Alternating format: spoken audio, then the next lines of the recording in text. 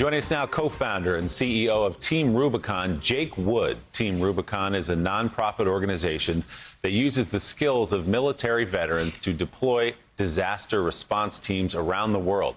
Jake is the author of the new book, Once a Warrior: How One Veteran Found a New Mission Closer to Home. Jake, it is so good to see you, my friend. Congratulations on the book.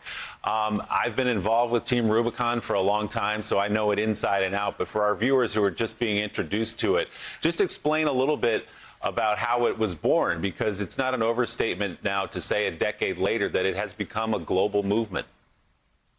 Yeah, well, thanks for that, Willie. Team Rubicon was born after the Haiti earthquake out of a desire to help. I had just served 4 years in the Marine Corps with tours in Iraq and Afghanistan. And when I saw that devastation unfolding, I felt compelled to help. And what's amazing is that in the decades since, over 100,000 volunteers across the United States have raised their hand to assist communities following disasters.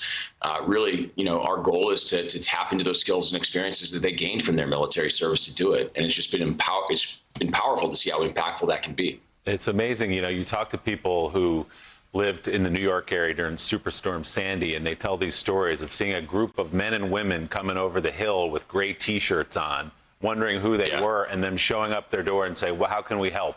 And beginning to clean up right away. So what were those first few missions like, and how did you rally your fellow veterans and help them find some purpose as well? Yeah, honestly, I think for the first couple of years, we were really trying to find our way. I think that the future in the success of Team Rubicon was often in doubt, but we were committed to our vision. I think we knew that we could build an amazing organization that really tapped into the unique talents of military veterans, and not just their talents, but their passion. These are men and women, like you said, who have service in their hearts. And, they show up in these moments, these darkest hours for the survivors of these storms, and they deliver one of life's most essential virtues. They deliver hope.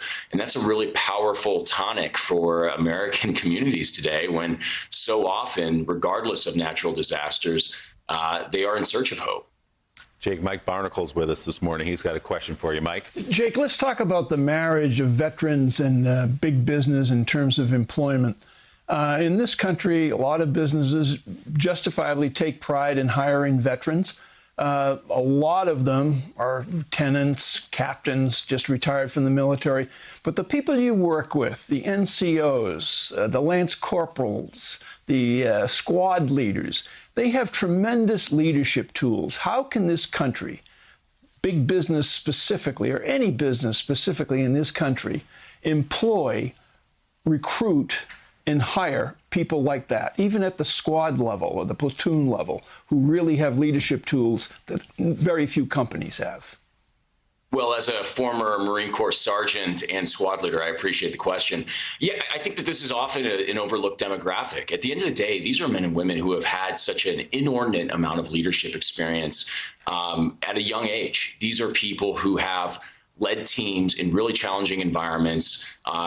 Mission success was not an option. They had to succeed with limited information, limited resources in some of the most austere environments imaginable. And I think 2020 has really revealed just how important it is for organizations to have those types of teammates on their teams, the people who can bring resilience and flexibility and adaptability. At the end of the day, that's what these men and women have been doing overseas. That's the type of flexibility that we bring into the disaster zone, but it's applicable in any organization, any sector, any industry. Jake, I'm curious, when you rotated out of the Marine Corps, what was the most difficult aspect of taking off the uniform and seeking employment or putting together Project Rubicon? What was most difficult for you? Yeah, I think that's a great question. I think for me, it was trying to come to the conclusion whether that chapter of my life was closed. And by that chapter, I mean, serving my country or serving something that was bigger than myself. I think my decision to get out of the Marine Corps, and this is one of the things I talk about at length in my book, was I just simply came to the realization that I didn't want war to define my life. But service was still a big part of me. And so as I was leaving the Marine Corps, I was really struggling with the concept that that chapter was finished. And I think that's what we've tapped into at Team Rubicon, is this ability to re-inspire these men and women to continue their service just in a new capacity with a new uniform. So thanks for checking out MSNBC on YouTube, and make sure you subscribe to stay up to date on the day's biggest stories. And you can click on any of the videos around us to watch more from Morning Joe and MSNBC. Thanks so much for watching.